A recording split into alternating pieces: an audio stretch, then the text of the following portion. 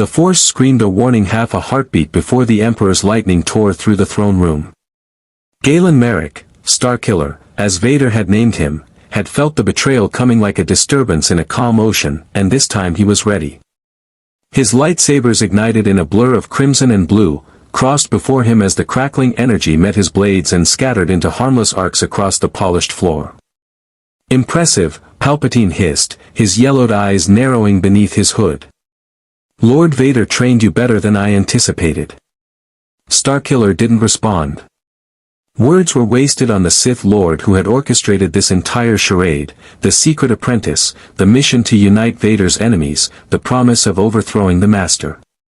All lies. The rebel leaders Starkiller had gathered, Bail Organa, Mon Mothma, Garm Bel Iblis, knelt in Force-induced paralysis behind the Emperor, their eyes wide with terror as they witnessed what they believed would be their execution.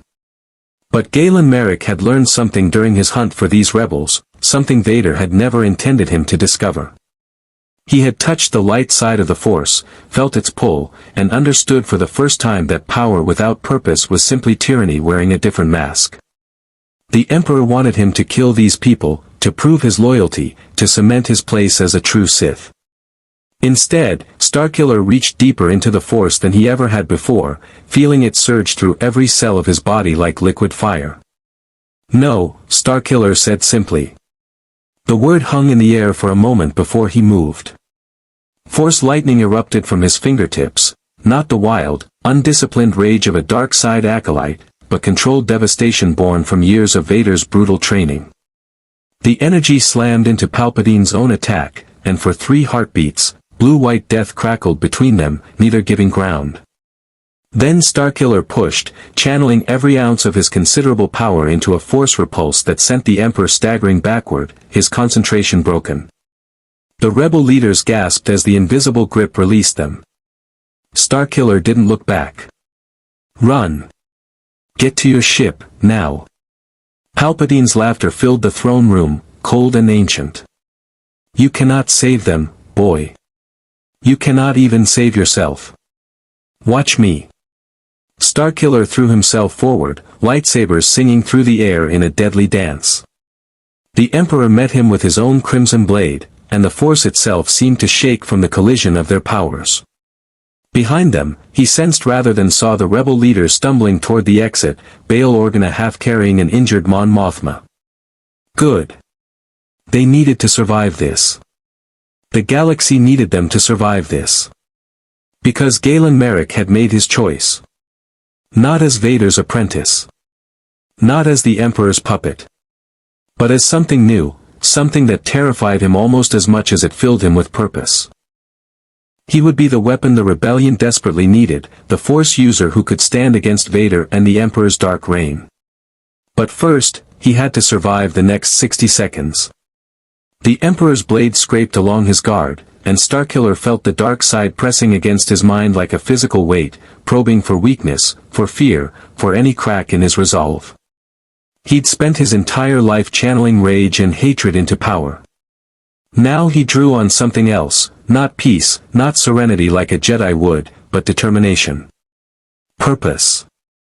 The memory of slaves on Kashyyyk, of innocence crushed beneath imperial oppression, of a galaxy that deserved better than Palpatine's eternal darkness. His counterattack came like a thunderbolt. Starkiller channeled the Force through his entire body, augmenting his speed beyond what even most Jedi could achieve.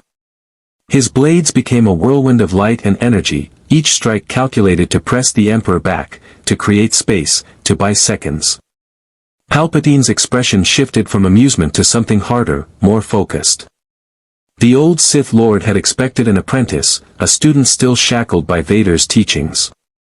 Instead, he faced something far more dangerous, a fully trained Force weapon with nothing left to lose. "You will die for this treason," Palpatine snarled, his lightning intensifying. "Maybe," Starkiller admitted, feeling his muscles scream from the exertion. "But not today." He reached out with the Force, grabbed a massive section of the throne room's ornate ceiling, and ripped it downward. Tons of stone and durasteel plummeted toward the Emperor, who was forced to abandon his attack to defend himself. In that moment, Starkiller ran. Not from cowardice, but from tactical necessity. The rebels needed him alive. The galaxy needed him alive. He burst from the throne room into the Imperial Star Destroyer's corridors, where stormtroopers were already mobilizing. His lightsabers cut through them like they were paper, each movement economical and brutally efficient. Vader had taught him that hesitation was death. Starkiller didn't hesitate.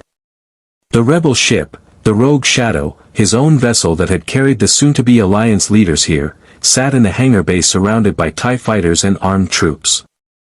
Starkiller didn't slow down. He simply reached into the Force and unleashed hell. Lightning arced from his hands in branching rivers of destruction, frying circuits and cooking soldiers in their armor. TIE fighters exploded as he crushed them with invisible hands. The hangar descended into chaos, and through it all, Starkiller ran toward the one thing that mattered: escape. He found the rebels huddled near the Rogue Shadow's boarding ramp, Bail Organa covering the others with a blaster he clearly barely knew how to use. Their eyes widened as Starkiller approached, and he saw it there, the fear, the uncertainty. They didn't know if he was their savior or just another monster wearing a different face. He found the rebels huddled near the Rogue Shadow's boarding ramp, Bail Organa covering the others with a blaster he clearly barely knew how to use. Their eyes widened as Starkiller approached, and he saw it there, the fear, the uncertainty. They didn't know if he was their savior or just another monster wearing a different face. "Get aboard," Starkiller commanded, deflecting blaster fire without breaking stride. "We're leaving." "Who are you?" Mon Mothma asked, her voice steady despite the blood running down her temple. Starkiller met her gaze, and for the first time in his life, he spoke a truth he'd never dared voice before. "Someone who's done serving the darkness. If you'll have me, I want to fight for the rebellion. At full strength. No holding back. No redemptive sacrifice. I want to make the Empire pay for every life they've taken." The force around them pulsed with the approaching fury of something vast and terrible. Vader. His former master was coming, and when they met again, only one of them would walk away. "We'll discuss terms later," Bail Organa said, practically shoving Mon Mothma up the ramp. "Right now, I suggest we run." Starkiller allowed himself the ghost of a smile. "Running's not really my style." He turned back toward the hangar entrance, feeling Vader's presence growing closer like a storm on the horizon. This was it, the moment where he chose the light over the dark, where he became something more than just Vader's attack dog. The Empire had created him to be their perfect weapon. Now he would show them exactly what that weapon could do when pointed in the other direction. If you want to see more characters enter the Star Wars galaxy or explore other what-if scenarios, hit that subscribe button and drop the name of a character you'd want to see in the comments below. May the Force be with you. Behind him, the Rogue Shadow's engines roared to life. Ahead, Darth Vader emerged from the smoke and fire, his crimson blade igniting with that familiar snap hiss that had once meant safety, training, purpose. Now it meant only one thing: war. "You have made a grave mistake, my apprentice," Vader's mechanical voice rumbled. "No," Starkiller replied, his own blades rising to guard position. "I'm finally correcting one." The duel lasted exactly 47 seconds before Starkiller made a choice that would define everything that followed.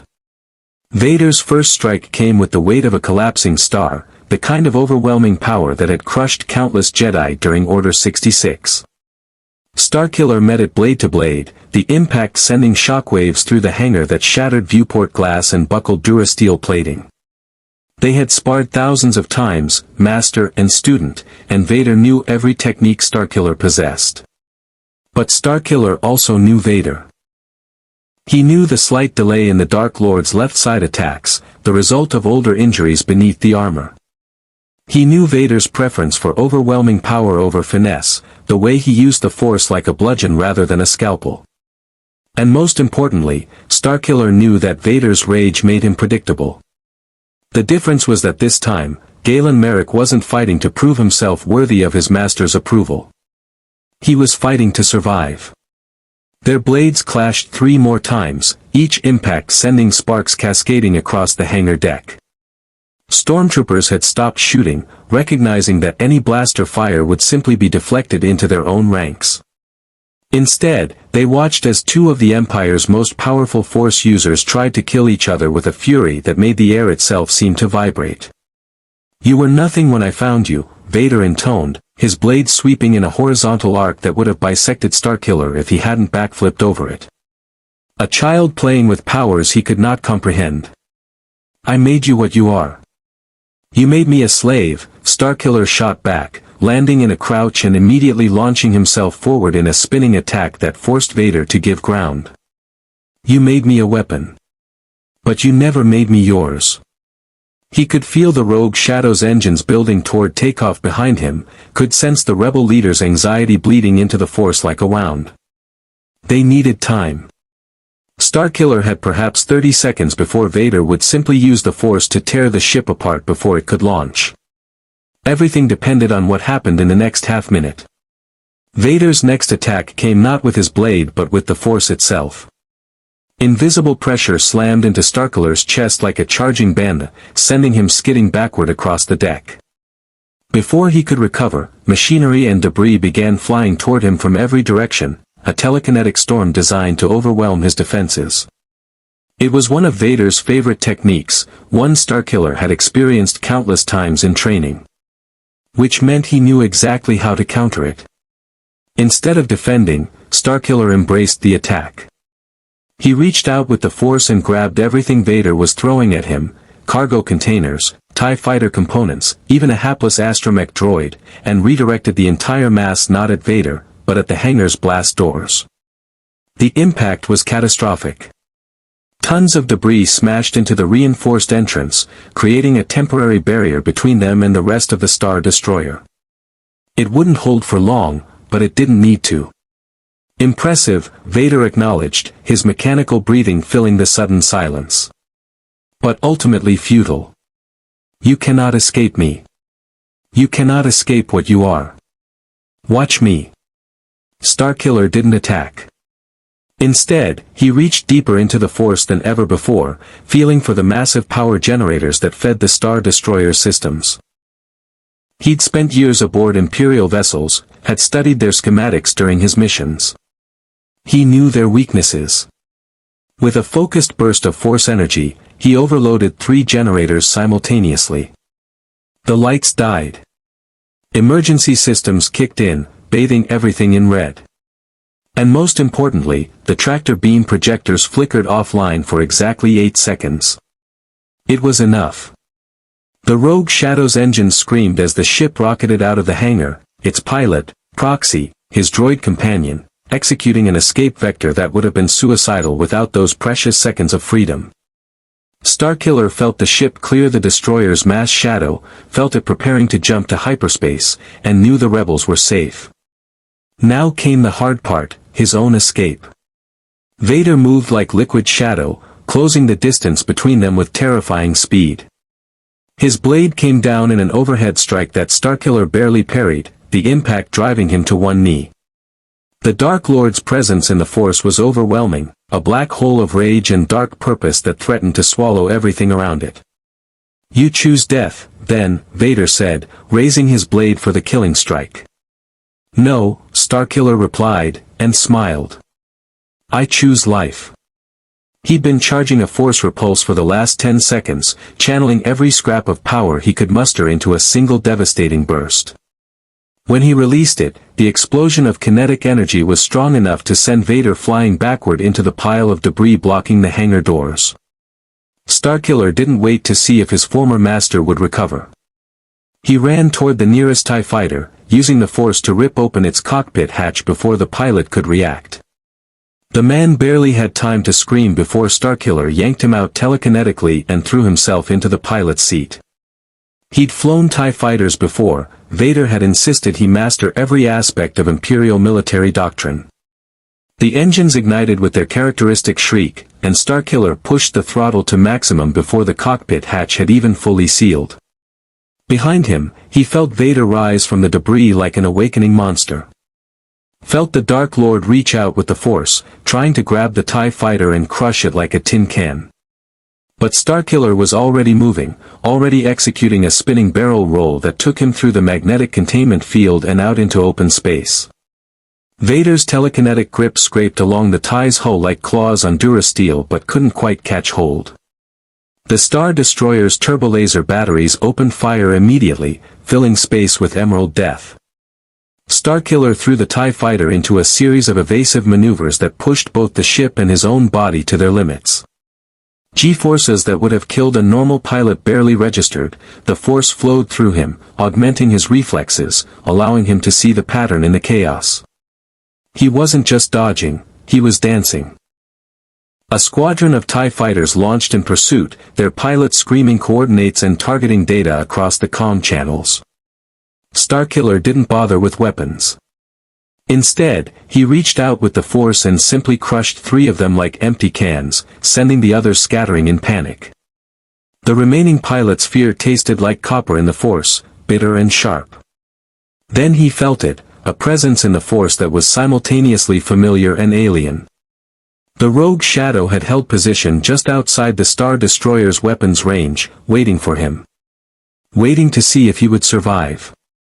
The gesture touched something in Starkiller's chest that he'd thought Vader had beaten out of him years ago, hope. He pushed the TIE fighter toward the rogue shadow, pouring every bit of speed from its engines. The Star Destroyer's tractor beams, back online now, reached for him like grasping fingers, but he was already too far away, already entering the rogue shadow's docking bay through a belly hatch that should have been far too small for a TIE fighter to fit through. He made it fit anyway, using the Force to compress and guide the Imperial ship through an opening it had no business navigating. The moment his TIE settled onto the rogue shadow's deck, the ship jumped. Hyperspace swallowed them, and the Star Destroyer vanished into a memory of blue-white stars stretched into lines. Starkiller sat in the TIE fighter's cockpit for a long moment, his hands shaking with adrenaline and exhaustion. He'd done it. He'd defied the Emperor, fought Vader to a standstill, and escaped with the rebellion's leaders intact. Against impossible odds, using every technique and power he possessed, he'd won. Now came the harder battle, convincing the rebels that the Empire's most dangerous weapon deserved a place in their ranks.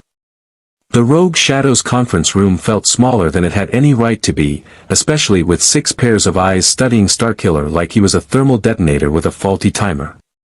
Mon Mothma sat at the head of the table despite the Bacta patch on her temple, her expression carved from diplomatic ice.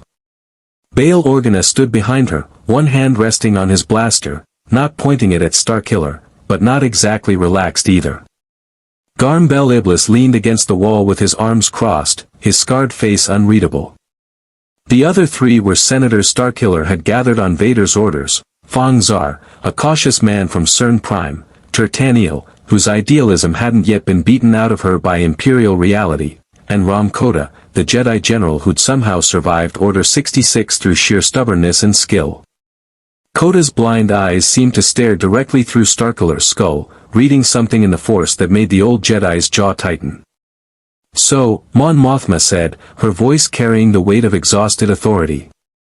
You're Darth Vader's secret apprentice. You were sent to unite us so the Emperor could destroy the rebellion before it truly began. You saved our lives. And now you want us to trust you. She paused, letting the absurdity hang in the recycled air. Did I miss anything? I want to fight, Starkiller corrected. Trust is something we'll have to earn from each other. Earn? Garm Bel Iblis barked a laugh devoid of humor. Boy, you just admitted you were built to infiltrate and destroy us. The only reason you're not in a cell right now is because we don't have cells on this ship, and frankly, I'm not sure Durasteel would hold you anyway. Starkiller couldn't argue with that assessment. He'd torn through reinforced blast doors and crushed TIE fighters with his mind in the last hour alone. If he wanted to kill everyone in this room, they'd be dead before they could draw weapons. The fact that they were having this conversation at all was either courage or desperation on their part. Probably both. The Force is with him, Ram Koda said suddenly, his gravelly voice cutting through the tension. I can feel it. Light and dark, twisted together like rope fibers. He's been touched by both sides, and neither owns him completely. The Jedi turned his ruined eyes toward where Starkiller stood. But that doesn't mean we should trust him. It means he's dangerous in ways the Empire never intended. Thank you for that ringing endorsement, Starkiller muttered. Koda's scarred face split into something that might have been a smile. I didn't say we shouldn't use him. I said we shouldn't trust him. There's a difference. The rebellion needs weapons, and this boy is the sharpest blade I've encountered since the Purge. He's not a weapon, Mon Mothma said firmly, though her eyes never left Starkiller's face. He's a person. And people have choices. So I'm going to ask you directly, Galen Marek, why did you betray the Emperor? Why save us when you could have simply walked away and disappeared into the galaxy? The question hung in the air like smoke.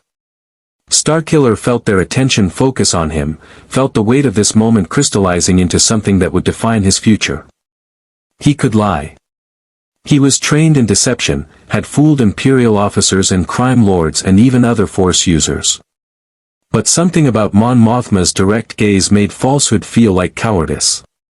Because I'm tired of killing for people who see lives as statistics, he said quietly.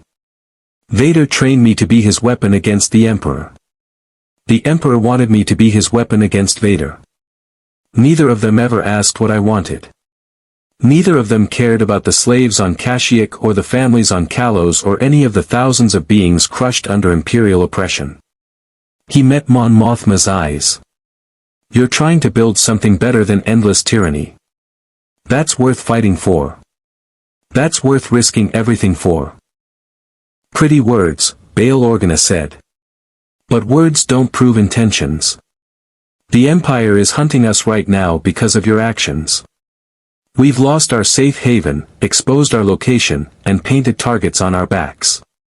What exactly can you offer that's worth that cost? Starkiller reached into his belt and pulled out a small data chip, setting it on the conference table like a sabacc player revealing a perfect hand. Imperial fleet movements for the next 3 months. Security codes for 6 Imperial Star Destroyers. The locations of 4 secret detention facilities where they're holding political prisoners. Vader's personal communication frequencies. And the name of every Inquisitor currently hunting Jedi survivors across the galaxy. The room went silent. Even Koda straightened, his damaged Force senses clearly detecting the truth in Starkiller's words. How? Taniel breathed.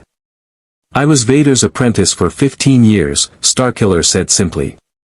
I had access to systems and information that most Imperial officers will never see.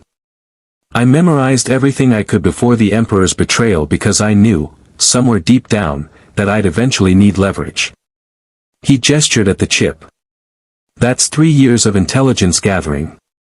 It won't win you the war, but it'll keep you alive long enough to fight it. Mon Mothma reached for the chip, then hesitated. If we accept this, we're accepting you. We're making you part of the rebellion. We're trusting that you won't turn this intelligence against us when convenient. You're also accepting that the Empire will hunt you even harder, Starkiller added. Vader won't stop until he finds me. The Emperor sees me as a threat to his rule. Being near me makes you a target. We were already targets, Garm Bel Iblis said with a grim smile. The day we decided to oppose Palpatine, we signed our death warrants. At least with you, we have a fighting chance. No, Koda interrupted, his blind gaze still locked on Starkiller. Not just a fighting chance. We have a weapon that terrifies them. The Emperor betrayed you because you were strong enough to threaten him. Vader hunts you because you're strong enough to match him. That kind of power, turned against the Empire. The old Jedi's smile was wolfish. That's not just hope. That's a revolution. Mon Mothma picked up the data chip, weighing it in her palm like she was weighing the future of the rebellion itself. When she looked up, her expression had shifted from diplomatic caution to something harder, more determined. If we do this, if we accept you into the Alliance, you need to understand something, she said. We're not the Empire. We don't use people as weapons and discard them when convenient. We don't sacrifice our own for tactical advantage. We fight for freedom, for justice, for the belief that every being in this galaxy deserves a voice in their own future. Her eyes hardened. That means you don't get to be Vader's apprentice anymore. You don't get to solve problems by crushing anyone who opposes us. You'll have to learn to be something more than just a weapon. And if I can't? Starkiller asked. Then we'll have this conversation again, Bail Organa said quietly. And next time, it won't be as friendly. The threat was clear, even if politely delivered. They would use him as long as he was useful, but the moment he became more dangerous than valuable, they'd find a way to neutralize him. Starkiller couldn't blame them. He'd spent 15 years being the monster in the shadows. Expecting them to immediately embrace him would be naive at best, stupid at worst. I can work with that, Starkiller said. Ram Koda laughed, the sound rough as grinding stone. Of course you can, boy. You're a survivor.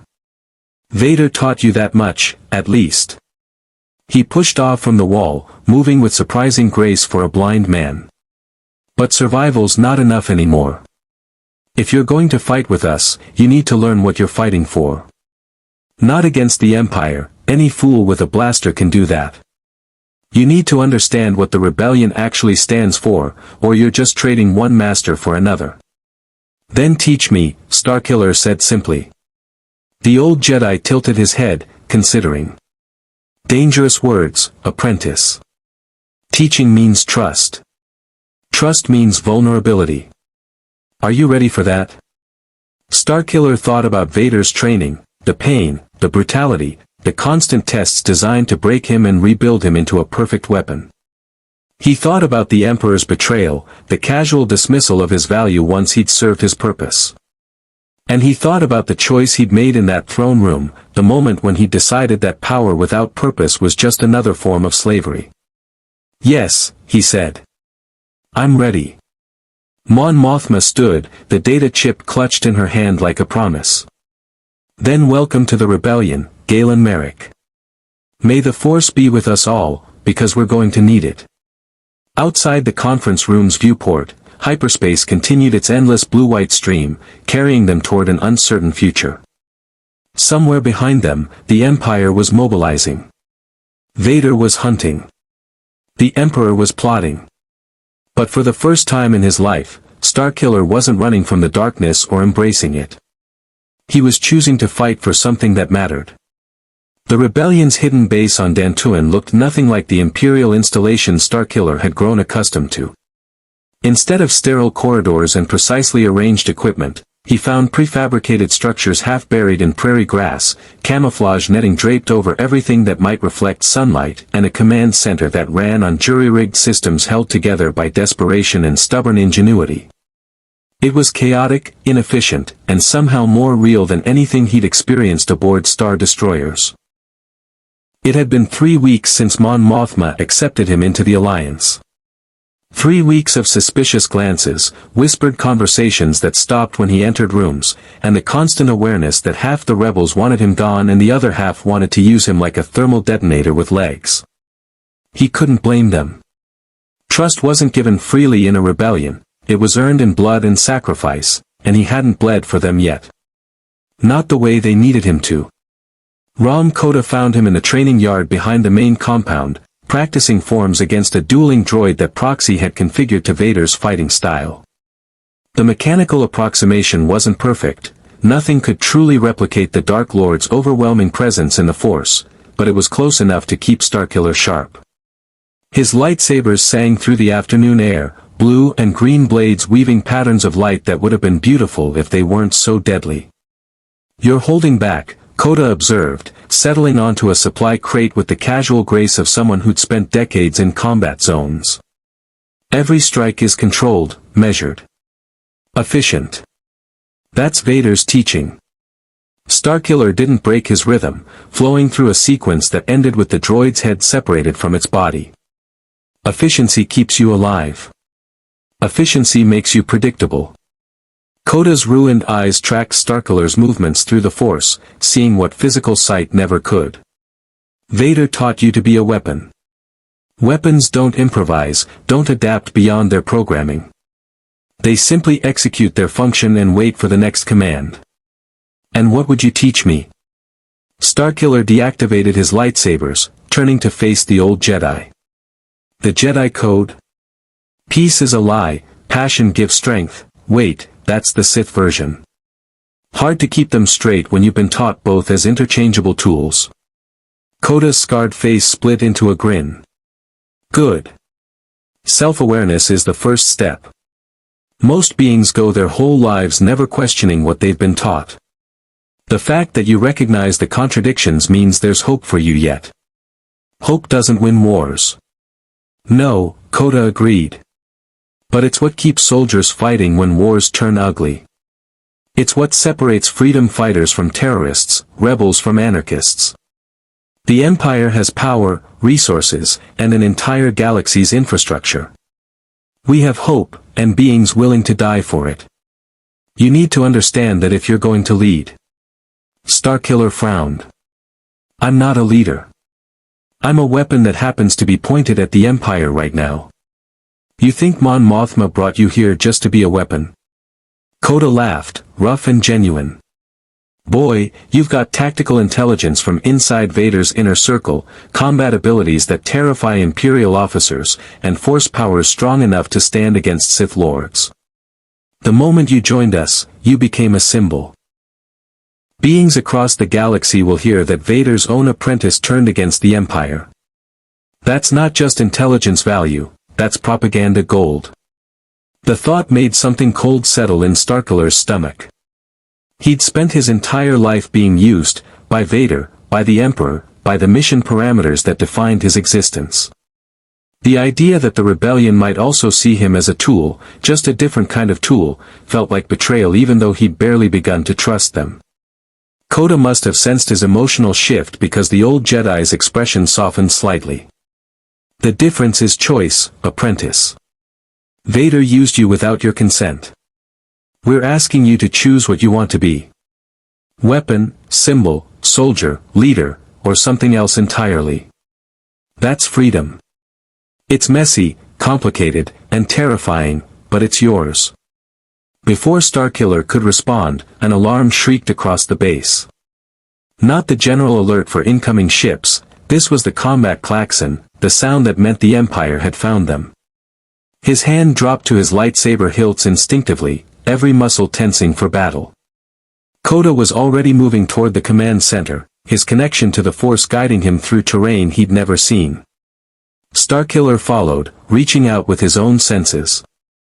What he felt made his blood run cold. Inquisitors. At least 4 of them, possibly more.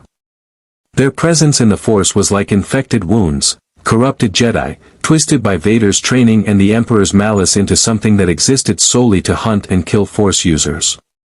Starkiller had never worked with them directly, but he'd heard stories. They were efficient, brutal, and utterly loyal to the Empire's mission of eradicating every last Jedi in the galaxy.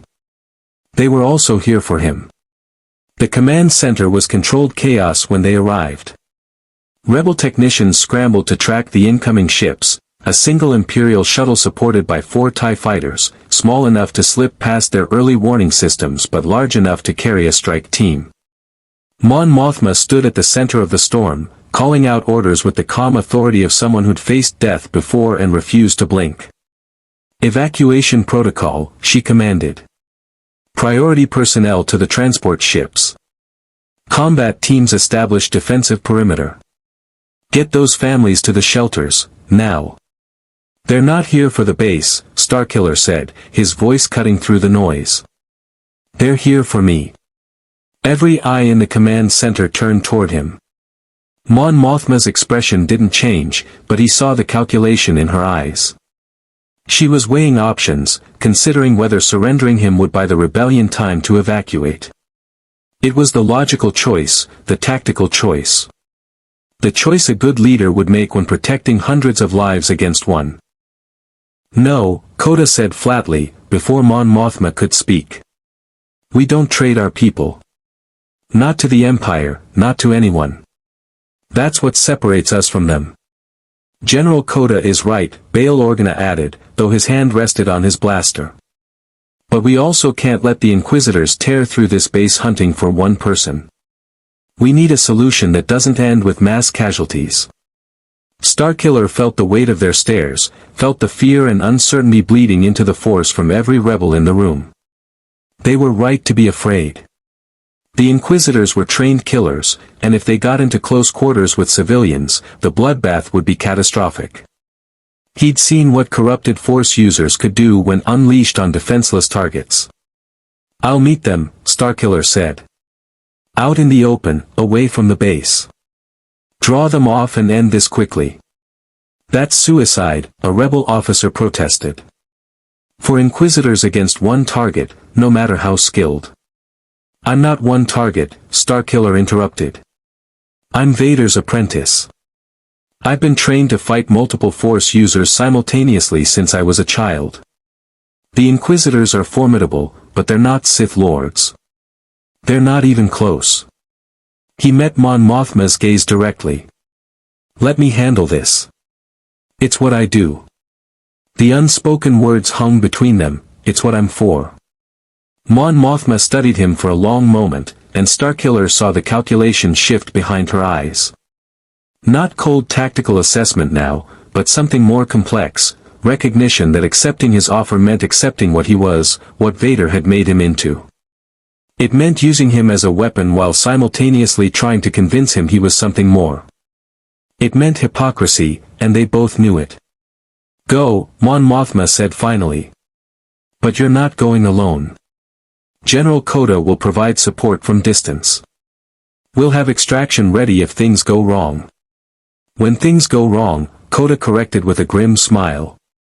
"They always do in war, apprentice. The question is whether you're adaptable enough to survive the chaos." Starkiller activated his lightsabers, the familiar weight settling into his palms like old friends. "Let's find out." The Dantooine prairie stretched empty and golden under twin suns, grass swaying in wind that smelled of distant rain. Starkiller stood in the center of a natural clearing, his presence in the Force deliberately amplified to broadcast like a signal flare. He wasn't hiding anymore. Wasn't running. For the first time in his life, he was choosing the battlefield, choosing the fight, choosing to stand and face the darkness that had shaped him. The Inquisitors felt his challenge and came like carrion birds to fresh death. They descended from their shuttle in perfect formation, 4 figures in black armor, their lightsabers igniting in synchronized precision. Red blades hummed with corrupt energy, and Starkiller recognized the fighting stances immediately. These weren't the experimental prototypes the Empire had deployed early in the Purge. These were refined hunters, trained in the same brutal efficiency that Vader had beaten into him over 15 years of service. The leader stepped forward, a Twi'lek woman whose Leku bore burned scars from Force lightning. Her voice carried the mechanical distortion of a vocabulator implant. "Starkiller. Lord Vader sends his regards. You will return with us to answer for your treason, or you will die here. Choose." "I choose option 3, Starkiller replied, his lightsabers rising to guard position. "You leave, report that you couldn't find me, and live to see tomorrow." The Twi'lek's laughter scraped like broken glass. "Lord Vader warned us you would be arrogant. He also taught us how to exploit that weakness." They attacked as one coordinated unit, exactly as Vader would have trained them. The Twi'lek came straight forward while her companions flanked left and right, a human male and female forming the wings while a Zabrak male held back to provide force support. It was textbook strike team doctrine, designed to overwhelm a single target through synchronized assault. Starkiller had helped write that doctrine. He moved before they completed their formation, force-enhanced speed carrying him directly at the Twi'lek in a burst of acceleration that shattered the ground beneath his feet. His opening strike came with the weight of a charging banda behind it, blue and green blades crossing in a scissor pattern meant to decapitate. The Twi'lek barely parried in time, her red blade screeching against his in a shower of sparks. The impact sent her stumbling backward, her perfect formation broken in the first 3 seconds. The human male reached him next, his blade sweeping low and a leg strike while simultaneously channeling force lightning through his offhand. Starkiller spun above both attacks, his body rotating parallel to the ground as energy crackled beneath him. He landed behind the Inquisitor and kicked, a force-augmented strike that sent the man tumbling across the prairie like a discarded toy. 2 down, 3 seconds. Not bad. The female human came at him with surprising creativity, her blade work incorporating elements of Ataru acrobatics that Vader had always dismissed as inefficient. She was fast, skilled, and utterly committed to the kill. Her lightsaber traced patterns through the air that would have been beautiful if they weren't designed to carve him into pieces. Starkiller met her assault with Juyo, the aggressive, unpredictable form that Vader had forbidden him from mastering because it required embracing raw emotion. Vader wasn't here to forbid anything anymore. Their blades met in a furious exchange, 15 strikes in as many seconds, neither giving ground. She was good. Better than good, she'd survived the purge by being adaptable, creative, willing to learn. Vader wasn't here to forbid anything anymore. Their blades met in a furious exchange, 15 strikes in as many seconds, neither giving ground. She was good. Better than good, she'd survived the purge by being adaptable, creative, willing to learn. Under different circumstances, she might have become a true master. But Starkiller had been trained by the second most powerful being in the galaxy, and training mattered. He feinted high, she blocked. He struck low, she parried. Then he simply reached out with the force and crushed her right kneecap. The woman screamed, her concentration breaking, her guard dropping. Starkiller's blade found her throat before she hit the ground. 1 dead. 3 remaining. The Zabrak finally entered the fight, and Starkiller felt the difference immediately. This one was older, more experienced, his connection to the dark side deeper and more controlled than his companions. He didn't rush. Didn't waste energy on theatrical displays. He simply advanced with his blade in a defensive guard, conserving strength, waiting for an opening. You fight well, the Zabrak acknowledged, his voice calm despite the violence. Lord Vader trained you better than he trained us. But you're still alone, still outnumbered, and still mortal. Surrender. I give you my word we'll make it quick. Your word, Starkiller said, breathing hard now. The fight was taking its toll, not physically, but mentally. Each strike, each kill, each moment of combat pulled him deeper into the dark side's gravity well. He could feel the rage building, the familiar cold fury that Vader had cultivated in him since childhood. It would be so easy to embrace it, to let the darkness flow through him and end this fight in seconds. But that would prove Mon Mothma wrong. That would prove he was just a weapon after all. The Twi'lek and the human male rejoined the fight, more cautious now, circling at distance while the Zabrak held center position. They were adapting, learning from their mistakes, using the exact tactics Starkiller would have employed. Surround, contain, exhaust the target's resources, then strike when his defenses weakened. It was sound strategy. It was also predictable. Starkiller reached deep into the Force, not for lightning or telekinesis but for something more subtle. He felt the prairie around them, the grass, the soil, the network of roots and insects and small mammals living beneath the surface. Life. The Force flowed through all of it, binding the ecosystem together in ways most Sith never bothered to notice. Vader had taught him to see the Force as a tool for domination. The Jedi would have taught him to see it as energy to be channeled peacefully. Starkiller saw it as leverage. He ripped a 50-meter circle of prairie out of the ground, roots and soil and rock exploding upward in a telekinetic storm that caught all 3 Inquisitors in its radius. They tumbled through the air, their concentration shattered, their coordinated attack reduced to chaos. Starkiller didn't give them time to recover. He launched himself at the human male, his blades moving in patterns too fast to follow. The Inquisitor managed to block 3 strikes before the 4th took his sword arm at the elbow. The 5th took his head. 2 dead. 2 remaining. The Twi'lek screamed rage and grief. The fallen Inquisitor had been her partner, Starkiller realized, bound by more than just tactical necessity. Her attack came wild, undisciplined, all the precision of her training abandoned in favor of raw fury. It made her dangerous in a different way. Unpredictable.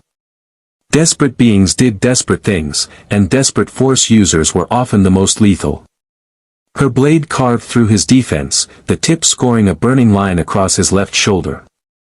Pain exploded through the wound, but Starkiller had been trained to fight through pain since childhood. He converted the momentum of her strike into a spinning counter, his green blade catching her lightsaber mid-arc and forcing it wide.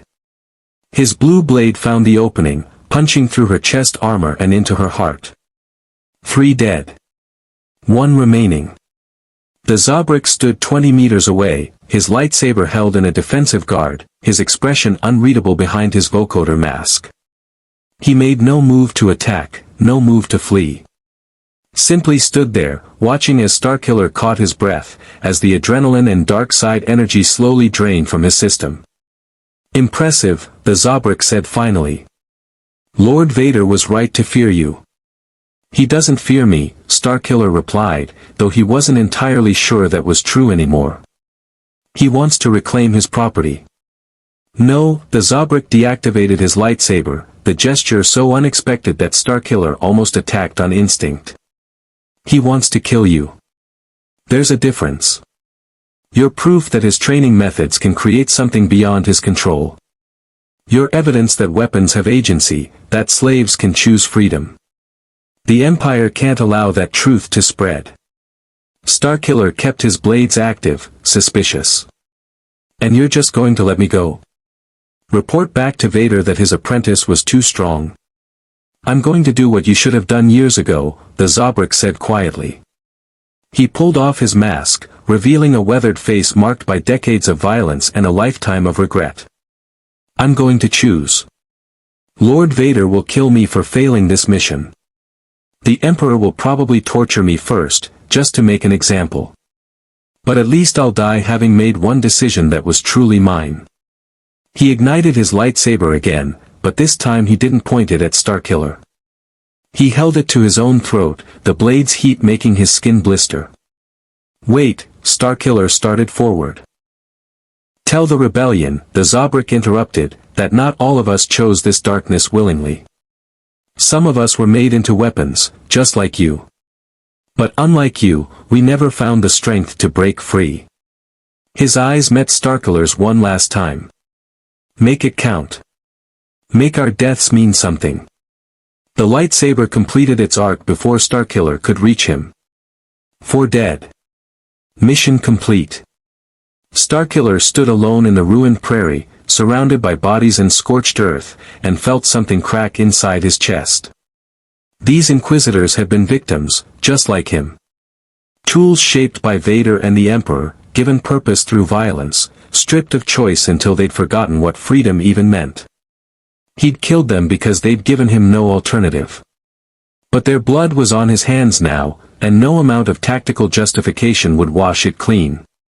Koda's voice crackled over his comlink. Starkiller. Status?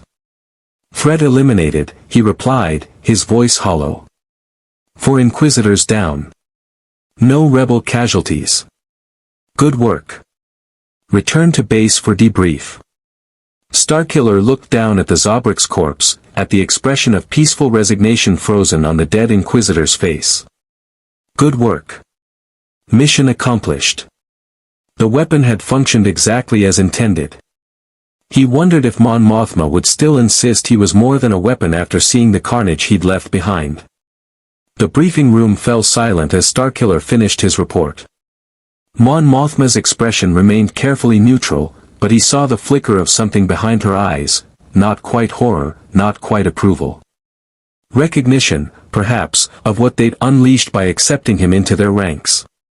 Bail Organa looked ill, his politician's composure cracking as he processed the clinical description of 4 Force users killed in under 3 minutes.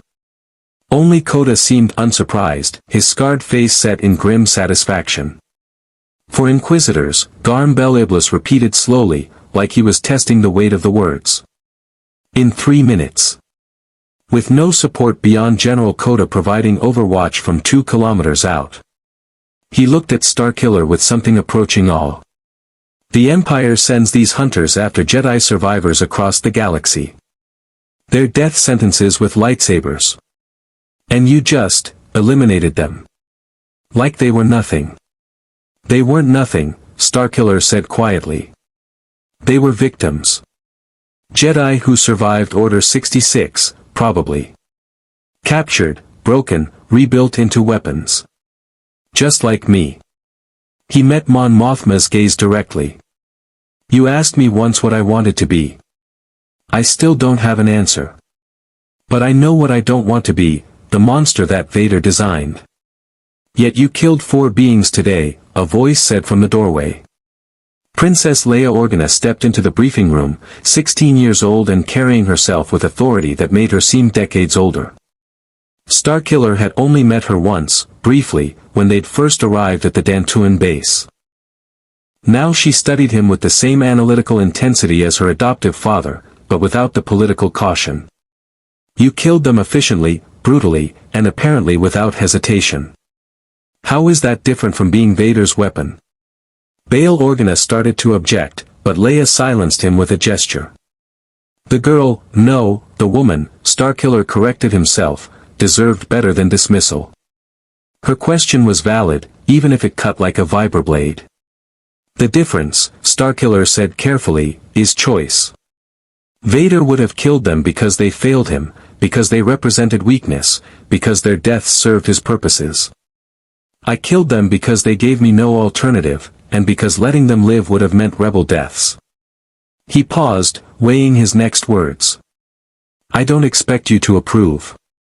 I barely approve myself. But I made the choice, and I'll live with the consequences.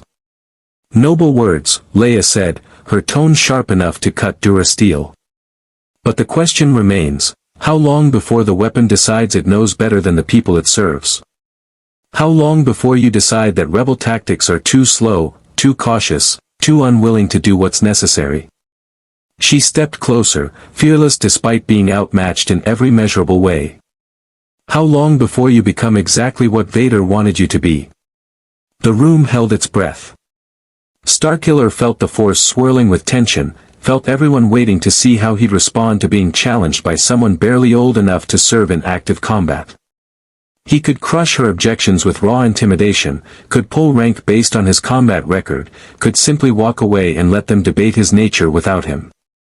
Instead, he did something Vader would never have permitted, he admitted uncertainty. I don't know, Starkiller said honestly. Maybe tomorrow. Maybe never. Maybe I'm already there and just don't realize it yet. He met Leia's fierce gaze. But that's the risk you took when you accepted me. I'm powerful, dangerous, and damaged in ways I'm only beginning to understand. Using me means accepting that I might break in ways you can't predict or control. If that's too much risk, tell me now. I'll leave before I cause more harm than good. The offer hung in the air like a live thermal detonator. Starkiller meant it, every word. He'd fought for the rebellion because he needed purpose, needed something beyond violence and servitude. But if his presence endangered the very thing he was trying to protect, then staying would make him the villain of this story. Mon Mothma stood, her movement drawing every eye in the room. The rebellion was founded on the principle that people can choose to be better than their circumstances. That beings born into darkness can find the light. That redemption isn't earned through death, but through the daily choice to do better. She looked at Starkiller, and her expression held something he'd never seen directed at him before, compassion. You're right that you're damaged. You're right that you're dangerous. But you're also choosing, every day, to be something more than the weapon Vader created. That's what matters. With respect, Senator, Leia interjected, choosing to be better doesn't prevent catastrophic failure. It just means we'll feel guilty when the weapon turns on us. Then we'll deal with that if it happens, Coda said gruffly. The girl's got fire, I'll give her that. But she's also wrong about the fundamental equation. Starkiller isn't a weapon that might malfunction. He's a soldier who might make bad decisions. There's a difference, and it matters. Does it? Leia challenged. A soldier follows orders, operates within a command structure, can be court-martialed for insubordination. Can anyone in this room honestly claim they could stop him if he decided to ignore orders? Could you even slow him down? The silence that followed was answer enough. No, Starkiller said simply. You couldn't. If I wanted to ignore orders, burn this base to the ground, or defect back to the Empire, there's nothing physically stopping me. That's the nature of power, it exists independent of permission. He turned to Leia, seeing her not as a teenage princess but as a future leader testing her own judgment. But power without constraint isn't strength. It's just chaos wearing a dangerous face. I submit to the rebellion's authority not because you can enforce it, but because I choose to. Every day. Every mission. That's the only guarantee I can offer. Leia studied him for a long moment, her expression unreadable. Then, surprisingly, she nodded. That's the first honest thing I've heard from you. Everything else was justification and philosophy. But that, choosing constraint when you could choose power, that's something I can respect. She glanced at her father. I still think this is dangerous. I still think we're playing with something we don't fully understand. But if we only accepted safe allies, we'd still be hiding in senatorial offices pretending the Emperor might listen to reason. Bail Organa looked like he wanted to object to his daughter involving herself in rebellion strategy, but Mon Mothma spoke first.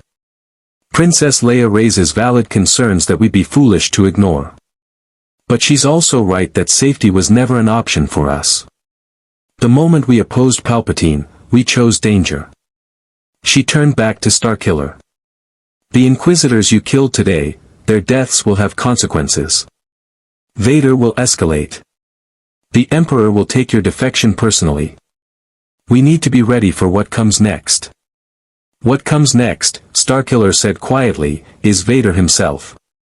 The Inquisitors were a test, a probe to determine my capabilities and location. Now that they've failed, he'll come personally. And when he does, people will die. A lot of people. Then we evacuate, Garm Beliblis suggested. Abandon this base, scatter to secondary locations. Make ourselves a harder target. Koda shook his head. Running just delays the inevitable. Vader will hunt us across the galaxy if necessary. Better to face him here, on ground we've prepared, with defenses in place. You're suggesting we use ourselves as bait, Bail Organa said slowly. Draw Vader into a trap using the entire rebellion as leverage. I'm suggesting we stop running, Koda corrected. We've been reactive since the Empire's formation, hiding, evacuating, abandoning positions whenever Imperial forces get close. It's kept us alive, but it's also kept us weak. If we're ever going to transition from guerrilla resistance to actual rebellion, we need to prove we can stand and fight. Against Vader? Leia said incredulously. The man who personally slaughtered hundreds of Jedi? Who commands star destroyers and entire legions? You want to make a stand against that? Not against Vader, Starkiller interrupted, the plan forming in his mind even as he spoke. Against me. Vader's obsessed with reclaiming his apprentice. He won't bring a full Imperial assault fleet, too much risk of destroying what he wants to recover. He'll come with a small strike force, maybe a single star destroyer, surgical and precise. That's when we hit him. Mon Mothma's eyes sharpened with interest. You're proposing an ambush. Use yourself as bait to draw Vader into a position where we have tactical advantage.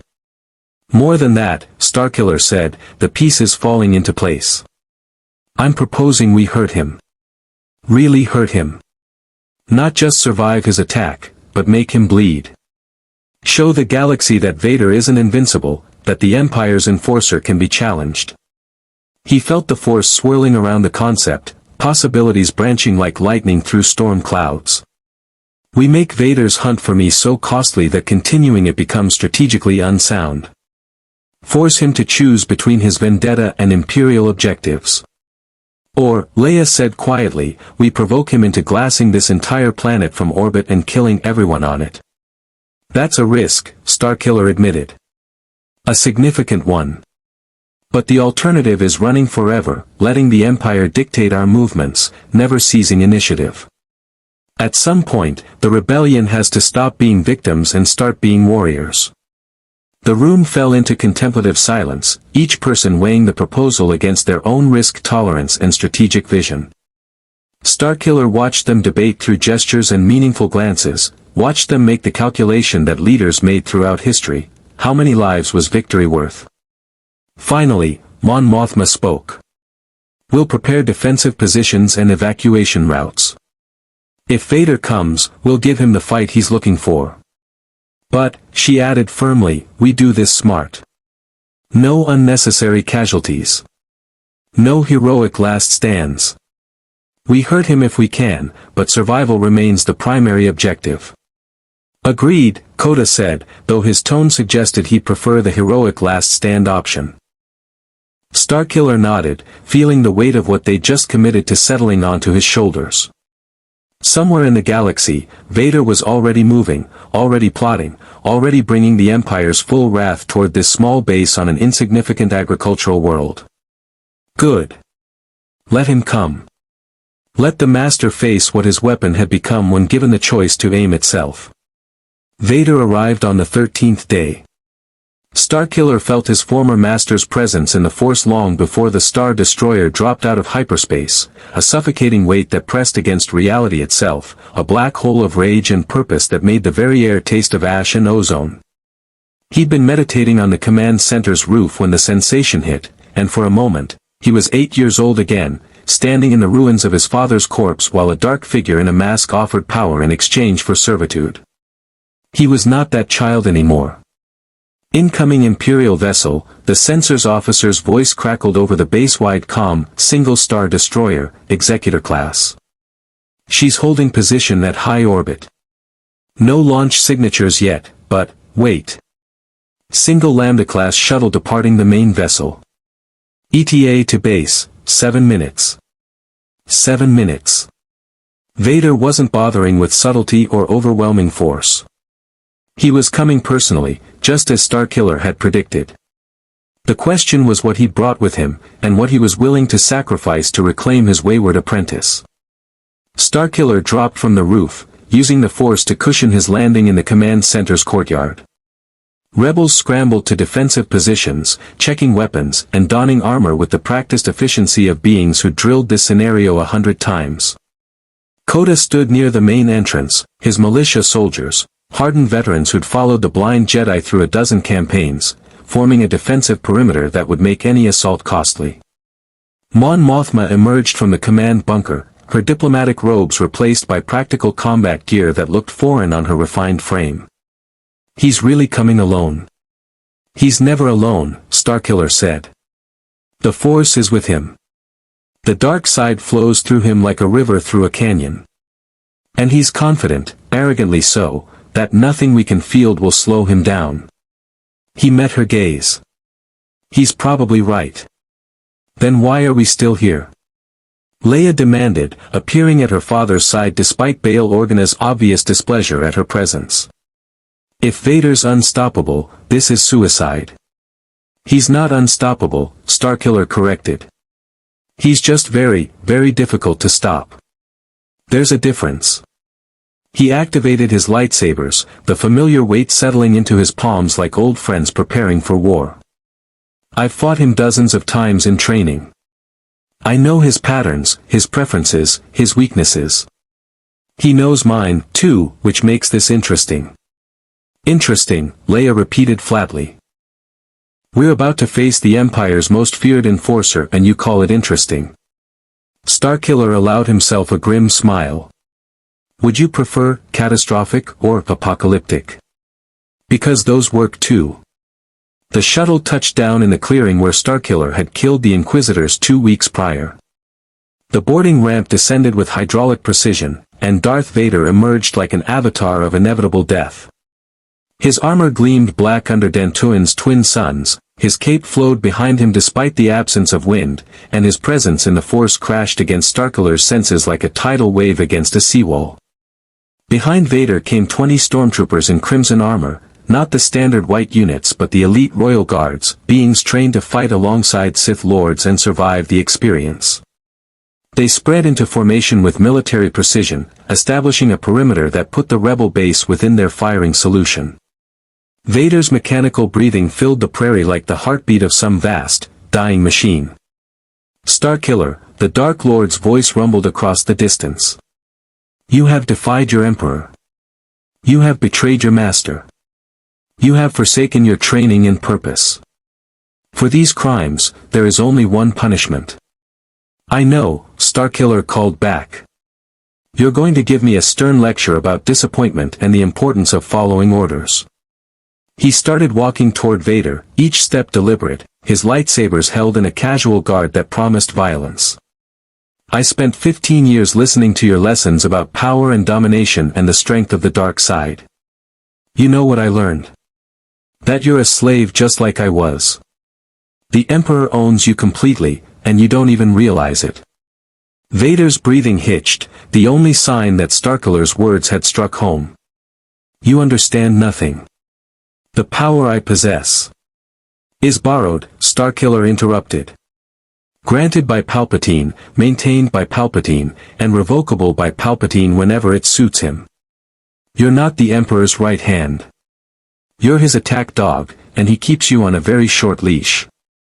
He stopped 30 meters from his former master, close enough to see the faint scratches on Vader's helmet. "I was your weapon. You were his. Now I'm free, and you can't stand that I found something you never could, the courage to choose." The Force itself seemed to hold its breath. Then Vader moved, and the battle began in earnest. The Dark Lord crossed 30 meters in less than 2 seconds, his lightsaber igniting mid-stride in a crimson blur that would have bisected Starkiller if he'd hesitated even fractionally.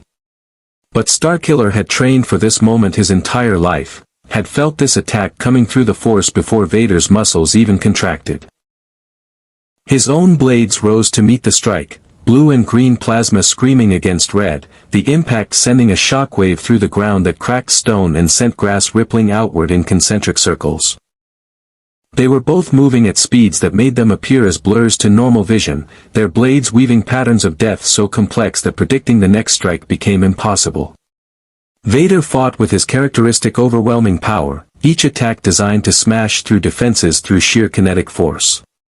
Starkiller countered with speed and unpredictability, using techniques Vader had never fully taught him, drawing on both light and dark in ways that would have horrified the Jedi and confused the Sith. Behind them, the Royal Guards engaged the rebel defenders. Blaster fire lit the prairie in emerald and crimson streaks, and Koda's militia fought with the desperation of beings defending their home against impossible odds. The old Jedi himself waded into combat, his lightsaber carving through guards with economical brutality that spoke to decades of military experience. But the real battle was between master and apprentice. Vader's blade traced an arc meant to remove Starkiller's head. Starkiller ducked, spun, and struck at Vader's knee joint, a blow that connected but failed to penetrate the armored plating. Vader responded with a force push that would have liquefied a normal human's internal organs. Starkiller caught the telekinetic assault and redirected it into the ground, creating a crater 10 meters wide. "You have grown stronger," Vader acknowledged, his tone holding something that might have been pride. "But strength without discipline is merely chaos." "Funny," Starkiller gasped, his muscles screaming from exertion. "I was going to say the same thing about tyranny." He reached into the Force and pulled, not at Vader directly but at the ground beneath the Dark Lord's feet. Stone and soil erupted upward in a geyser of debris that forced Vader to leap backward, his concentration momentarily broken. Starkiller used those precious seconds to channel Force lightning through both hands, not the wild, undisciplined energy of an apprentice, but focused destruction that he'd refined through years of practice. The lightning struck Vader's chest plate, and for the first time in the battle, the Dark Lord showed pain. His mechanical breathing stuttered, his lightsaber dipped, and Starkiller saw the opportunity he'd been waiting for. He charged, Both blades raised for a strike that would end this, would end Vader, would end the cycle of master and apprentice, would prove that weapons could break their chains. Then something slammed into his back with the force of a crashing starship. Starkiller tumbled across the prairie, his lightsabers flying from nerveless fingers, his vision swimming with pain and disorientation. Through the force, he felt what had hit him. A TIE bomber had emerged from the Star Destroyer above, its payload a concentrated concussion missile designed to incapacitate rather than kill. Vader hadn't come alone after all. He'd simply held his reinforcements in reserve until they were needed. "You see," Vader said, approaching with measured steps as Starkiller struggled to rise. "This is why you will always fail. You believe individual strength matters. You believe that power alone can overcome strategic superiority." He raised his lightsaber for the killing blow. "You are wrong. As you have always been wrong. As you will die being wrong." The crimson blade descended. And stopped, caught between the crossed green blades of two lightsabers wielded by Ram Koda. The old Jedi stood over Starkiller's body, his scarred face twisted in concentration as he held back the full weight of Vader's attack through sheer stubborn will. "Run, boy," Koda grated. "This fight's not over yet." Starkiller wanted to argue, wanted to stay and face Vader, wanted to prove he was strong enough. But that was ego talking, and ego got people killed. He rolled away, calling his lightsabers back to his hands through the Force, and retreated toward the rebel defensive line. Behind him, he heard Koda and Vader clash with the sound of ancient enemies renewing an old war. Mon Mothma grabbed his arm as he reached the command bunker. "We need to evacuate. Now. Vader's Star Destroyer is launching TIE squadrons. We can't hold this position." "No," Starkiller said, watching Koda fight the delaying action that would buy them escape time. "You evacuate. I'm staying." "That's suicide." "It's choice," Starkiller interrupted. "Koda's buying you time with his life. I'm not going to waste that sacrifice running away." He met her gaze, and saw understanding dawn in her eyes. "Get everyone off-world. I'll follow when I can. If I can," he didn't add. But they both heard it anyway. The evacuation proceeded with the controlled chaos of a well-drilled emergency protocol. Rebel transports lifted off in staggered intervals, their shields absorbing scattered TIE fighter fire as they punched through Dantooine's atmosphere toward the hyperspace jump points. Mon Mothma had argued for 30 seconds before accepting Starkiller's decision, her pragmatic nature recognizing that some battles required sacrifice.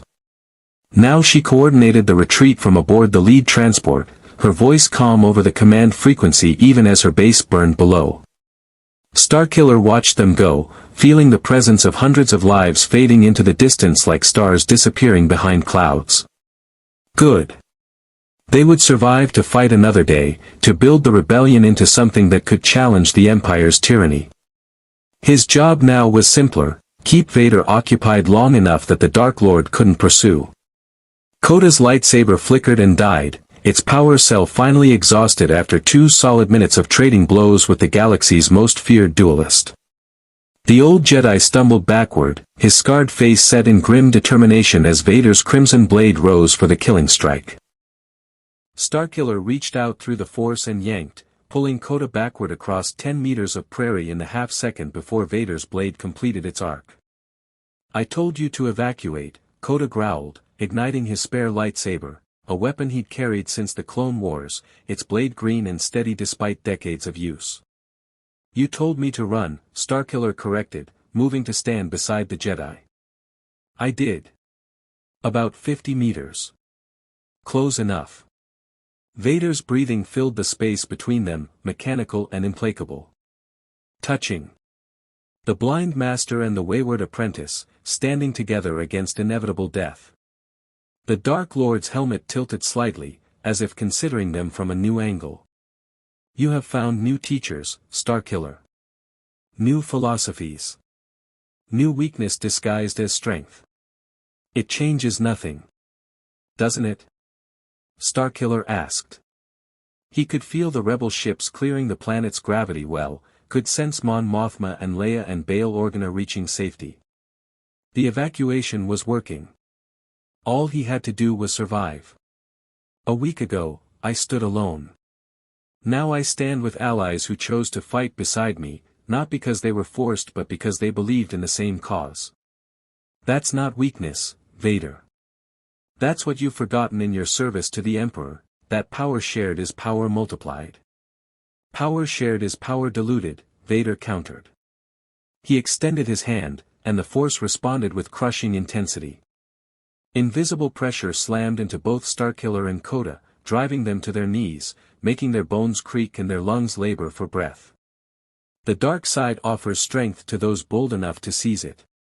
The Jedi offered only limitation and empty philosophy.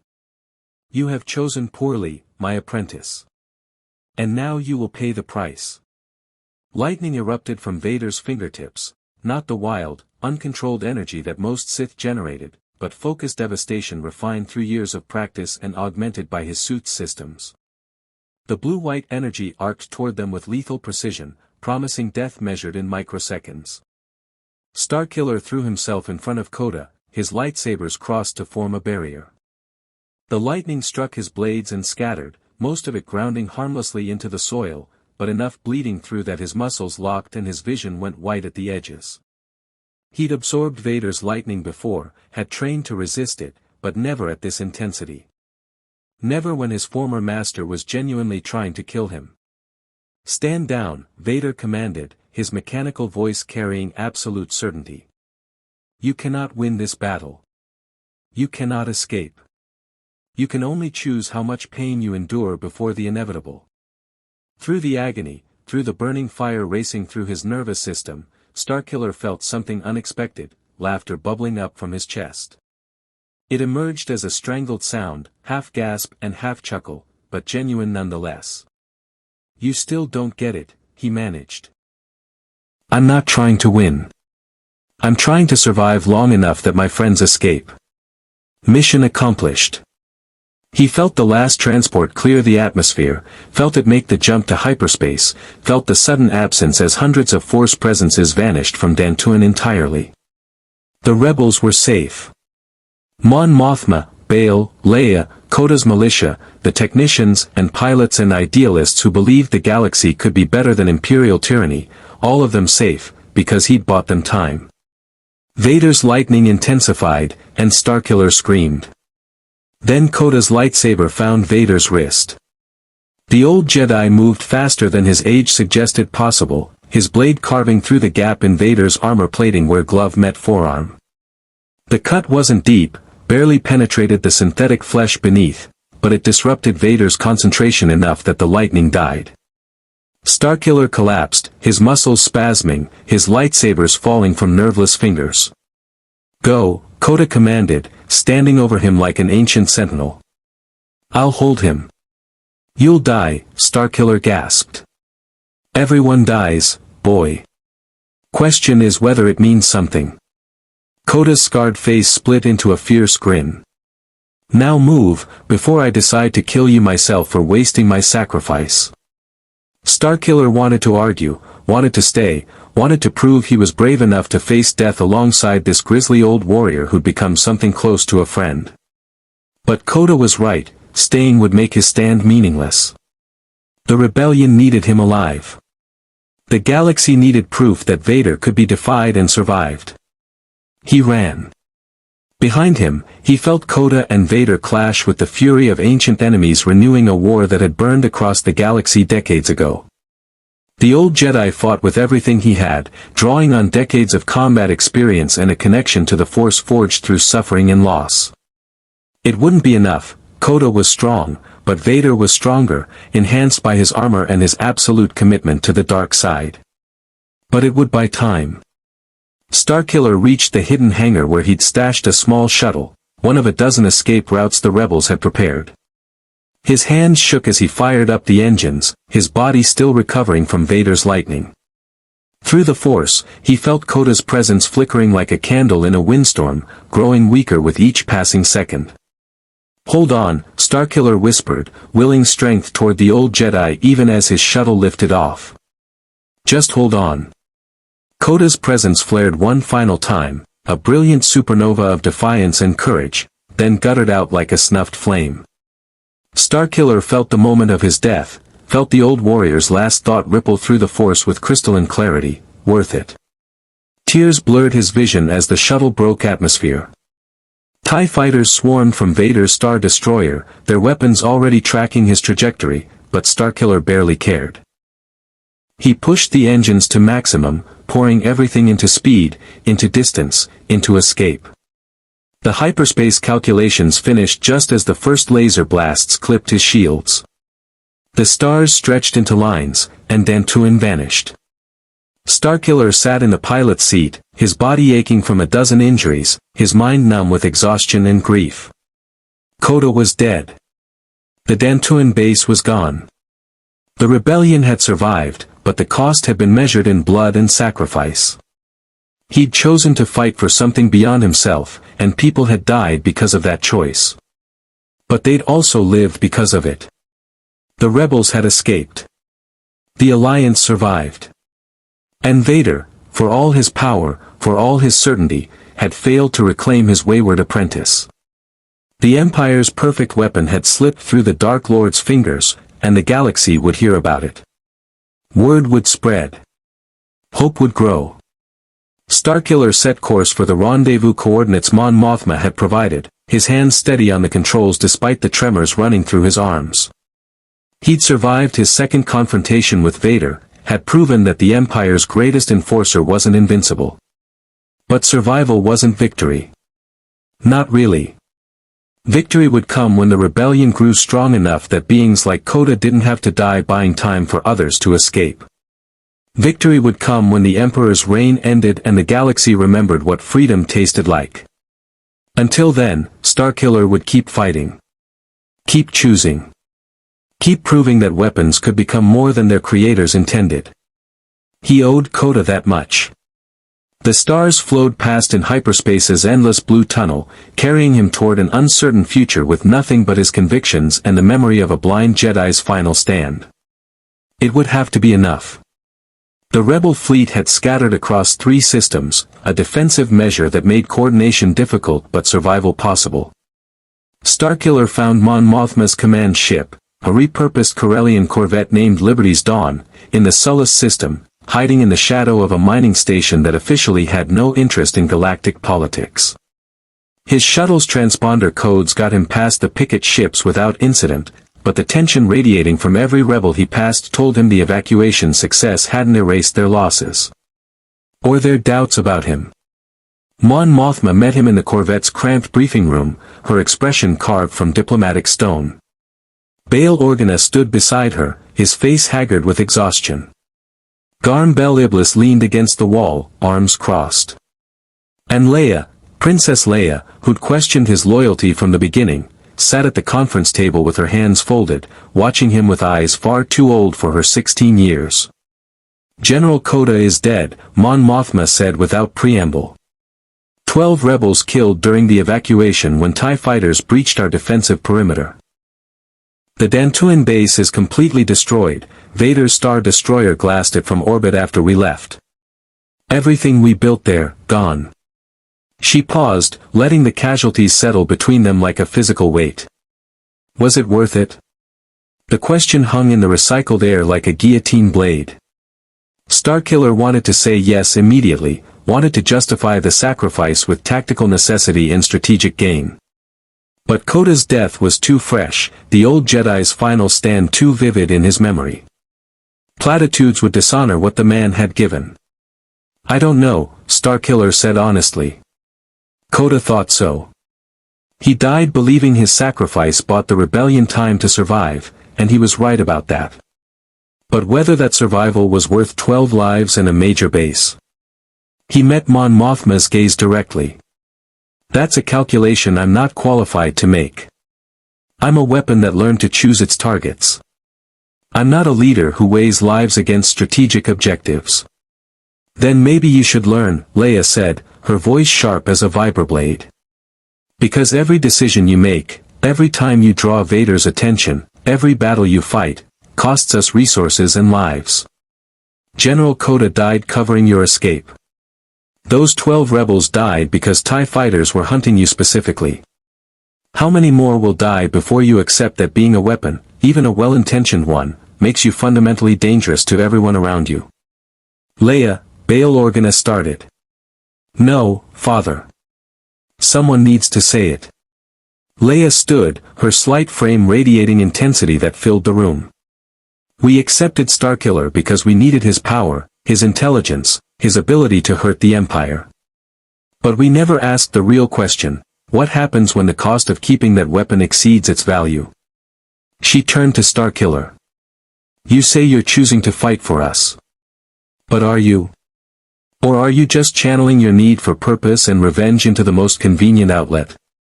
Because from where I'm standing, you look an awful lot like someone who traded one master for another. The accusation struck deeper than Vader's lightning.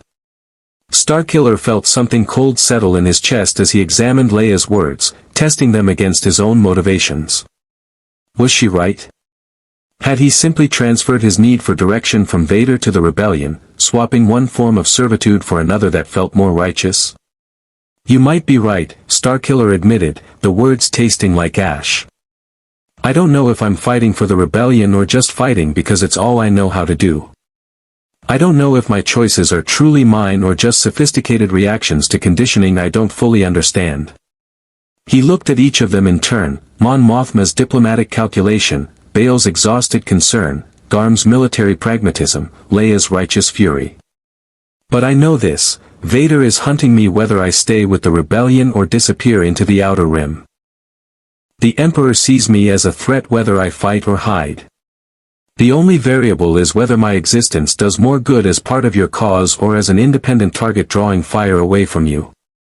So you're asking us to make that decision, Mon Mothma said slowly. To choose whether keeping you is worth the cost. I'm acknowledging that it's your choice to make, Starkiller corrected. Not mine. I can offer my skills, my loyalty, my willingness to fight. But I can't dictate whether accepting those things serves the rebellion's interests better than cutting me loose.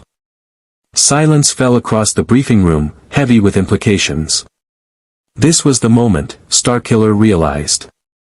The pivot point where the rebellion would either embrace him fully, with all the costs and complications that entailed, or sever ties and force him to find his own path through the galaxy. Garm Bel Iblis spoke first. Tactically, he's invaluable.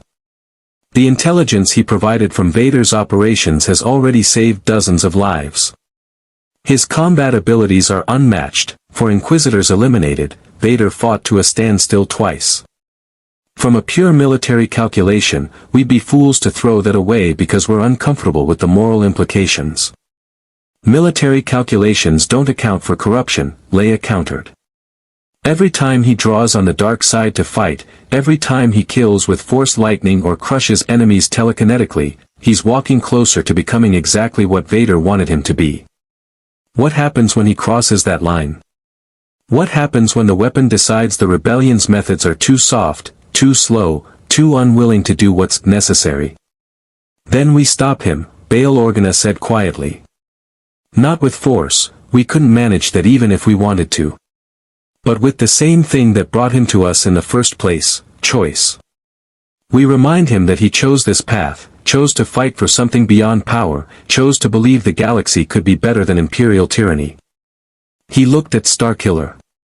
And we trust that those choices matter more than his conditioning.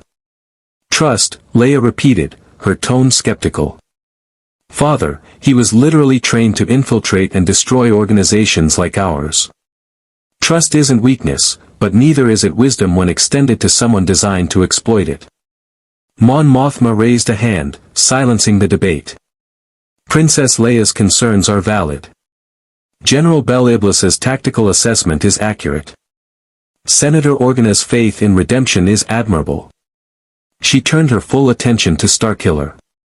But the question isn't whether we trust you. The question is what kind of rebellion we want to be. She stood, pacing to the viewport where Sullust's volcanic surface glowed like a wound in the darkness. The Emperor built his empire on fear, on the belief that beings are fundamentally selfish and must be controlled through overwhelming force. The Jedi Order, before its fall, believed beings were fundamentally good but required guidance and discipline. We're trying to build something different, a system that acknowledges both the darkness and light in every sentient being, and trusts them to choose wisely more often than not. Mon Mothma turned back to face the room. If we reject Starkiller because he's dangerous, because his past makes him suspect, because trusting him carries risks, we're admitting that our philosophy only extends to beings who are conveniently safe. That's not a rebellion. That's just a different flavor of tyranny, one that punishes potential rather than actions. So we accept him, Bale said. Fully. Not as a weapon we use when convenient, but as a member of the Alliance with all the rights and responsibilities that entails. And if he falls to the dark side? Leia challenged. If he becomes the monster everyone fears? Then we deal with that when it happens, Mon Mothma said firmly. But we don't punish him for crimes he hasn't committed. We don't reject him for darkness he's actively fighting. We give him the same chance we'd give any being who chose to stand against the Empire, the chance to prove that choice matters more than programming. Starkiller felt something crack in his chest, some armor he'd worn so long he'd forgotten it was there. They were choosing him. Not because he was useful, though he was. Not because they needed his power, though they did. But because rejecting him would mean betraying the principles they were fighting to establish. There will be conditions, Mon Mothma continued, her tone brooking no argument. You will submit to command authority on joint operations. You will not engage in solo missions without approval. You will work with a partner on sensitive operations, someone who can provide perspective and, if necessary, report concerns about your mental state. She glanced at Leia. I'm assigning Princess Leia as your primary liaison and tactical partner.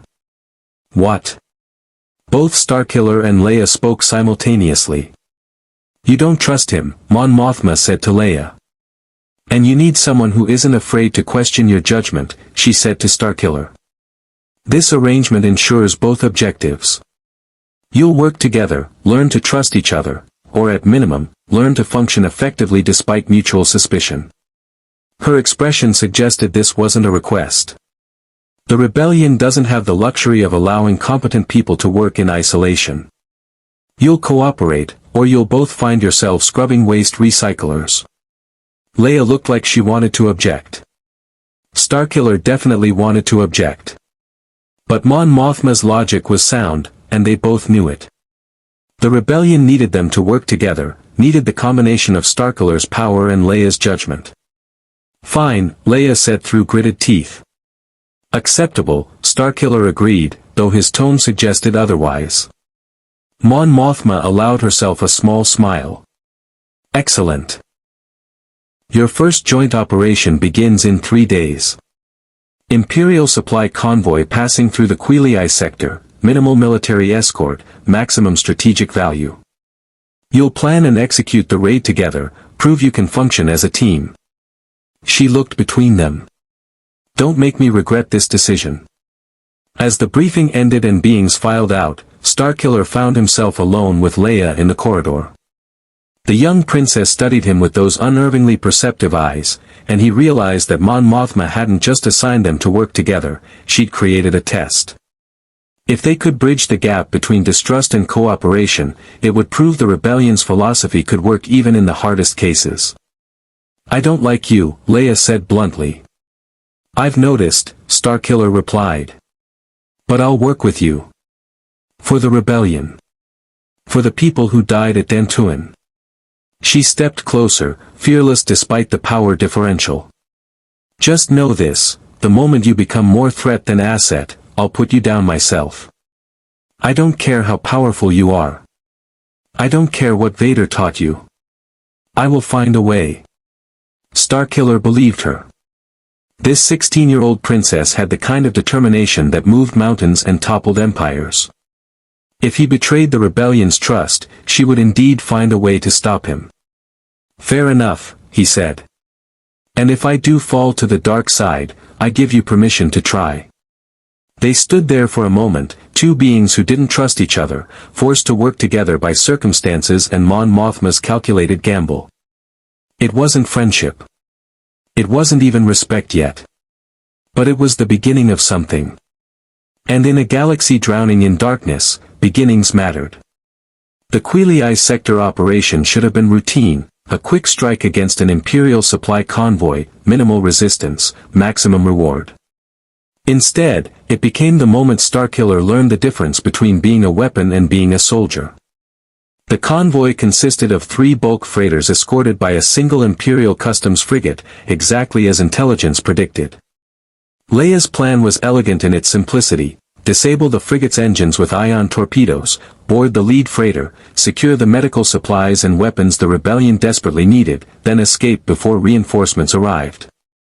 Standard hit-and-run tactics that had served the Alliance well for years. Starkiller had suggested a more direct approach: destroy the frigate, cow the freighter crews into submission with overwhelming force, and take everything. Faster, more efficient, no risk of Imperial crew recovering and calling for help. They'd argued for 2 hours before Leia pulled rank. Mon Mothma had given her operational command, which meant her plan took precedence. Starkiller had submitted grudgingly, still convinced his method would work better. Now, as their modified YT-1300 freighter dropped out of hyperspace alongside 2 rebel fighters, he wondered if maybe Leia understood something he didn't. The ion torpedoes struck true, cascading blue energy across the frigate's hull and shorting out its propulsion systems. Perfect execution. Then the complications began. Multiple life signs on the freighters. Their pilot, a Duros named Shriv, reported. Not just crew. I'm reading, children. Civilians. Leia's expression hardened. The Empire's using civilian transports as cover. Hiding military supplies among refugee shipments. She keyed the comm: all units, stand by. We need to verify cargo before boarding. We don't have time for verification, Starkiller objected. Every second we wait increases the chance of Imperial response. And every second we don't wait prevents us from accidentally terrorizing refugees, Leia shot back. This is why we do reconnaissance, Starkiller.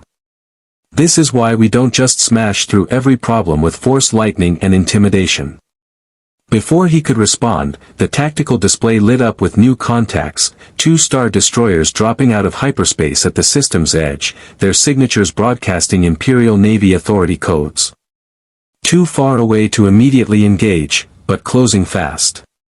The convoy hadn't been lightly guarded. It had been bait. Trap, Shriv said unnecessarily. We need to abort. Now. Leia's jaw tightened. Starkiller could see the calculation running behind her eyes: stay and risk capture or death, leave and abandon both the supplies and any civilians aboard those freighters to whatever fate the Empire had planned. Neither option was good. The freighters are launching escape pods, their sensor officer called out. Civilian signatures, confirmed. Families, children, they're evacuating. Because they think we're going to kill them, Leia said quietly, horror dawning in her voice. The Empire told them rebels murder innocents. They're using those people as shields, and now those people are fleeing into vacuum because they believe we're the monsters. Starkiller reached out through the Force, feeling the terror bleeding from those escape pods: parents clutching children, elderly beings convinced their final moments had come, civilians caught between Imperial manipulation and rebel desperation. This was why Vader had always avoided civilians when possible. Not from mercy, but because terror was inefficient. Frightened beings made situations unpredictable. But Leia wasn't seeing efficiency. She was seeing people. We can't leave them, she said, though the Star Destroyers were now close enough to launch TIE squadrons. If we abandon those escape pods, they'll die. Life support will fail before Imperial ships recover them. We'll have killed them as surely as if we'd fired the shots ourselves. We didn't put them in those pods, Starkiller argued. The Empire did. We can't save everyone, Leia. Sometimes you have to accept casualties and focus on the mission. No, her voice carried absolute certainty. That's what the Empire says. That's what Vader would say. That beings are acceptable losses in service of larger objectives. If we start thinking like that, we've already lost everything we're fighting for. The Star Destroyers launched their fighters, 2 full squadrons, 72 TIE fighters screaming toward their position. 3 minutes until engagement range. Maybe 4 if they were lucky. Leia made her decision. All ships, begin rescue operations. Shriv, coordinate with the fighters. I want every escape pod recovered and transferred to our holds. Move fast, move smart, and may the Force be with us. This is suicide, Starkiller said. Then die with me, Leia replied, already moving toward the cargo bay where they'd need to coordinate the rescue. Or help. Your choice. Starkiller stood frozen for a heartbeat, watching Leia sprint toward certain death for the sake of beings who feared her, who believed she was the enemy, who would probably never even know she'd saved them.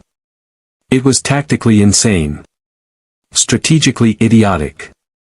Completely contrary to every lesson Vader had beaten into him about survival and pragmatism. It was also right. He followed her to the cargo bay, his lightsabers already in hand. What do you need?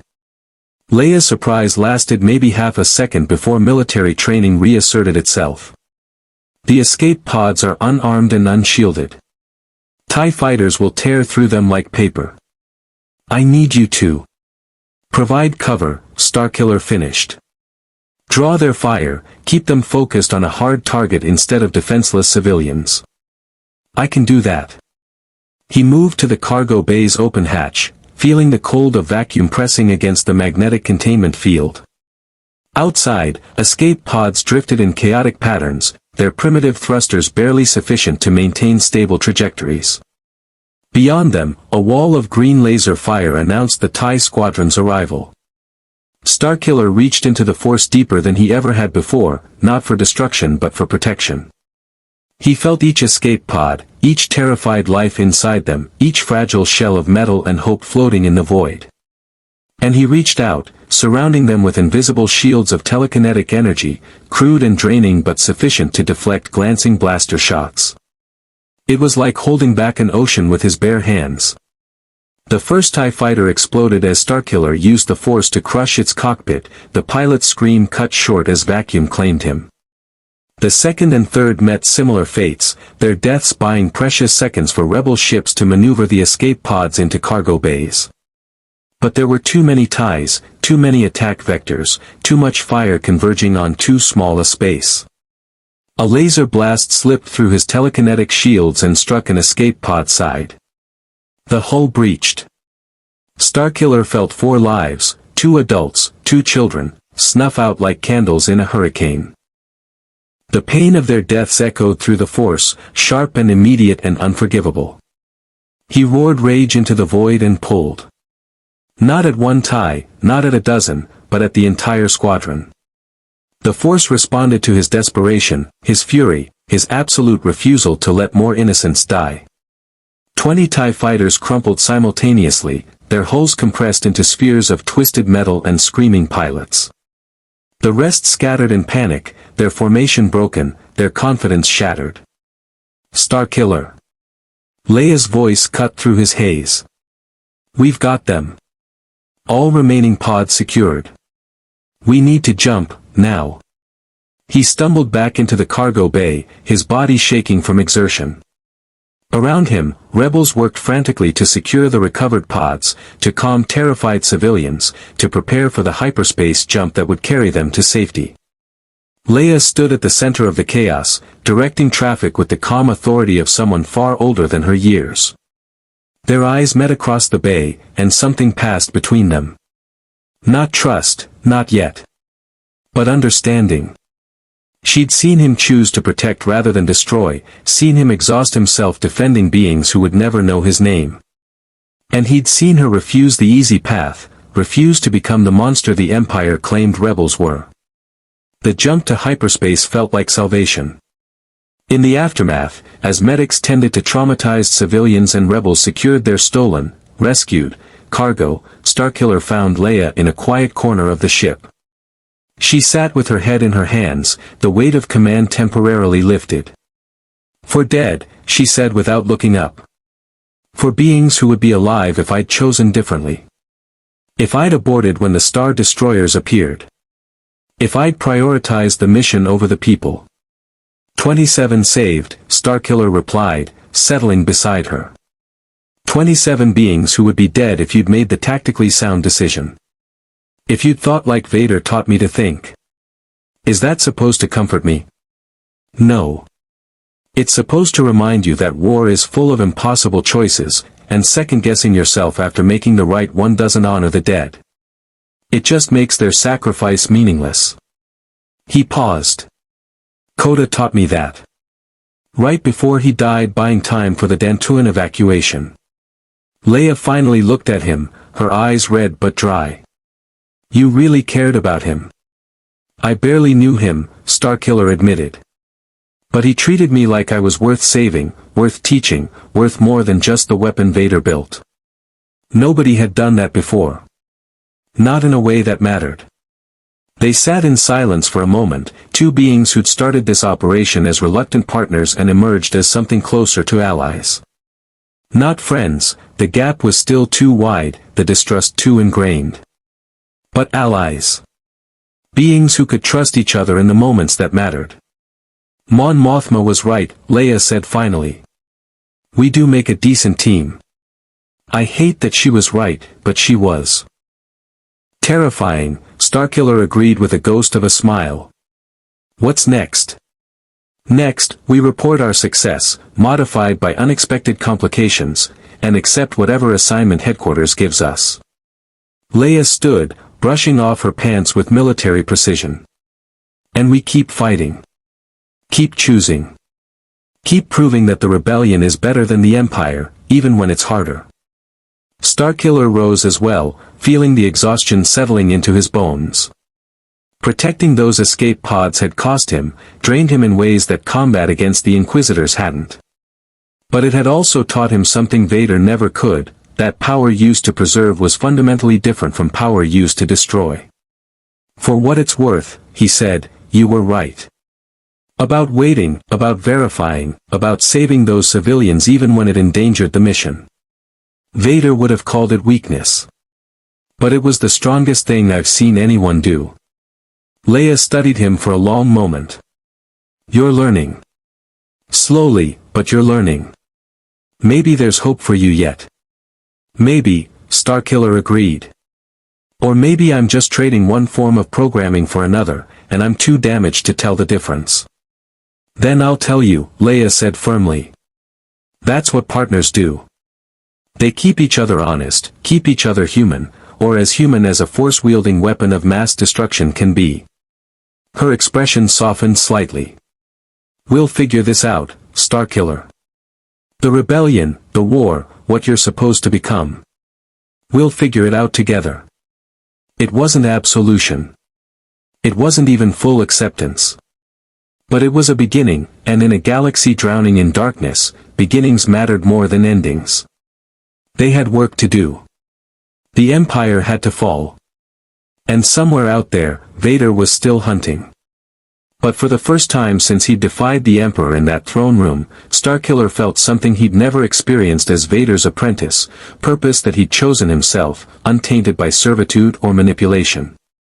It would have to be enough. The months that followed the Queelii operation transformed Starkiller from a defector into a symbol. Word spread through the galactic underground, whispered in cantinas, shared through encrypted channels, debated in rebel cells across 1,000 systems. Vader's own apprentice had turned against the Empire. The Emperor's perfect weapon had chosen freedom over power. It was the kind of story that inspired hope in the darkest corners of the galaxy, and hope was the most dangerous weapon the rebellion possessed.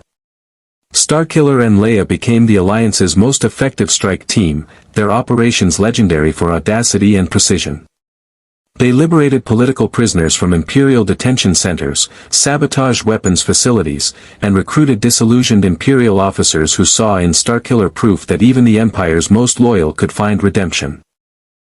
Their partnership evolved from grudging cooperation to genuine respect, though Leia never stopped questioning his judgment and Starkiller never stopped challenging her idealism. That tension made them stronger. But Vader's shadow never faded. The Dark Lord pursued Starkiller across the galaxy with single-minded obsession, turning their conflict into a war within the larger war. Each confrontation left scars, physical, emotional, psychological, reminders that freedom came with costs measured in blood and sacrifice. Starkiller learned to fight without falling completely to the dark side, drawing on both light and dark in ways that would have horrified traditional Jedi. He wasn't redeemed, wasn't purified, wasn't transformed into some noble hero. He was simply choosing, day by day, mission by mission, to be something more than the weapon Vader had forged. The rebellion grew stronger with each Imperial defeat, each system that joined their cause, each being who looked at Starkiller and thought, if he can break free, maybe we can too. Mon Mothma's gamble had paid off in ways even she hadn't anticipated. The Empire's greatest weapon had become its greatest vulnerability, proof that tyranny couldn't hold forever, that even the most thoroughly broken beings could find the strength to choose differently. Starkiller never forgot the faces of those he'd killed, the Inquisitors on Dantooine, the TIE pilots at Quilii, the countless Imperial soldiers who died because he'd chosen rebellion over servitude. Their deaths haunted him in quiet moments, reminding him that power always demanded payment, that every choice created ripples in the Force that would echo long after he was gone. But he also remembered the faces of those he'd saved, the civilians in escape pods, the prisoners freed from Imperial torture, the beings who survived because he'd been strong enough to protect rather than destroy. In the end, Starkiller remained what he'd always been, a weapon. But weapons in the hands of the willing were different from weapons wielded by tyrants. He'd learned that from Koda's sacrifice, from Leia's stubborn insistence on doing things right even when it was harder, from Mon Mothma's faith that choice mattered more than programming. The galaxy far, far away was still drowning in darkness. The Empire still commanded vast resources and overwhelming force. Vader still hunted him with mechanical persistence. The Emperor still plotted from his throne on Coruscant, weaving schemes that would take decades to unravel. The war was far from over. But Starkiller had found something worth fighting for beyond vengeance or survival. He'd found purpose in the daily choice to be better than his training, stronger than his conditioning, more than just the sum of his scars. Whether that would be enough to change the galaxy's fate remained to be seen. For now, it was enough to keep fighting. To keep choosing. To keep proving that even in a universe governed by the Force, free will mattered most of all. The rebellion's newest legend stood ready for whatever came next, his lightsabers in hand and his future unwritten.